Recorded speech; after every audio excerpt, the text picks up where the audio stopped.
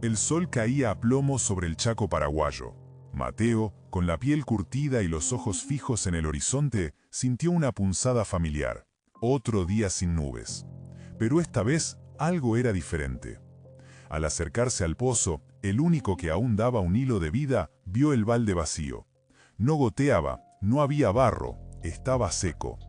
Una araña tejedora, que siempre había habitado la fresca oscuridad de las paredes, yacía encogida en el fondo, inmóvil. La sequía de este año no era como las otras.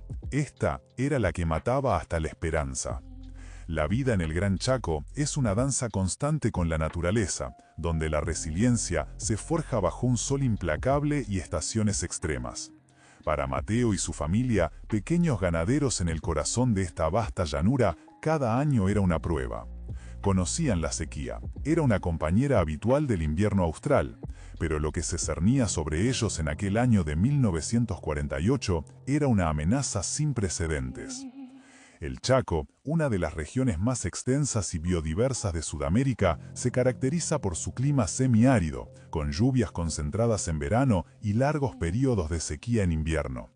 Las comunidades, en su mayoría indígenas y pequeños productores rurales, han desarrollado técnicas ancestrales para sobrevivir, dependiendo de pozos, aljibes y aguadas naturales. Pero la memoria colectiva no registraba una sequía tan prolongada y virulenta como la que estaba azotando la región.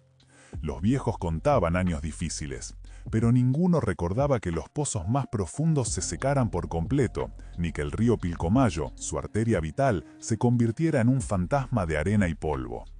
El patrón climático de ese año fue una anomalía devastadora.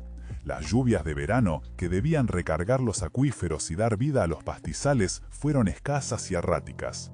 Luego, el invierno llegó y se extendió, sin la promesa de las ocasionales tormentas que solían aliviar la sed. La temperatura media se elevó varios grados por encima de lo normal, acelerando la evaporación y convirtiendo la poca humedad restante en vapor. Los vientos, usualmente portadores de alivio, ahora arrastraban nubes de polvo y la sensación de un calor asfixiante. La tierra se agrietó, las plantas nativas, acostumbradas a la aridez, se marchitaron, y los animales silvestres, desesperados, morían en masa. Para la ganadería de Mateo, el impacto fue catastrófico. Sus pocas cabezas de ganado, la herencia de su abuelo, se adelgazaban día a día. Mateo, de solo 25 años, se había convertido en el pilar de su familia tras la enfermedad de su padre.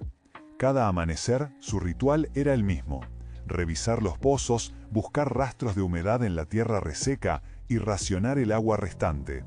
El sabor metálico y terroso de lo poco que quedaba era un lujo. Había visto morir a sus vacas, una a una, sus cuerpos hinchados por la falta de agua, sus ojos vacíos. El hedor de la muerte flotaba en el aire, un recordatorio constante de la desesperación.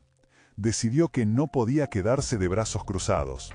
Recordaba las historias de su abuelo sobre una aguada escondida, un ojo de agua que se decía que nunca se secaba, profundo en la tierra de nadie, más allá de los límites conocidos de su propiedad. Era un viaje peligroso, bajo un sol inclemente, con serpientes y jaguares acechando, y la certeza de que el agua, si existía, estaría lejos. Cargó su cantimplora casi vacía, un machete y la poca esperanza que le quedaba, y se adentró en el monte. Los días se fundían en un calor sofocante. La sed era una garra en su garganta.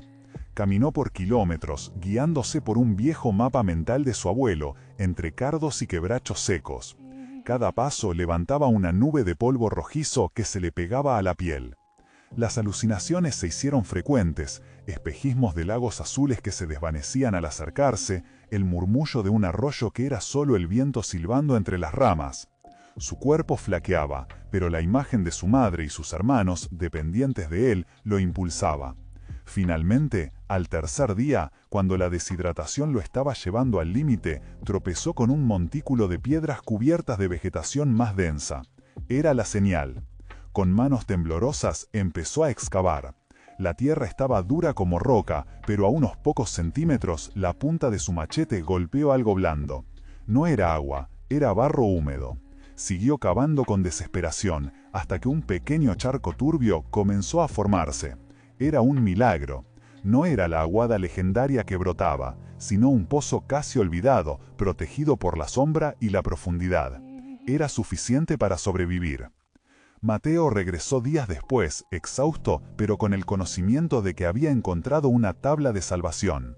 La sequía de 1948 dejó una cicatriz profunda en el Chaco, obligando a muchos a abandonar sus tierras. Pero para Mateo fue una lección brutal sobre la fragilidad de la vida y la implacable fuerza de la naturaleza. Aprendió que la memoria de los ancestros y la voluntad de no rendirse podían ser tan vitales como el agua misma. Su historia es un testimonio de cómo el clima puede reescribir el destino de una comunidad, forzando la adaptación y la resiliencia en cada gota de lluvia que no llega. Coméntanos qué te pareció esta historia. Si te interesan más relatos donde el clima cambió el curso de la historia, compartí este contenido y suscríbete para seguir apoyando el canal.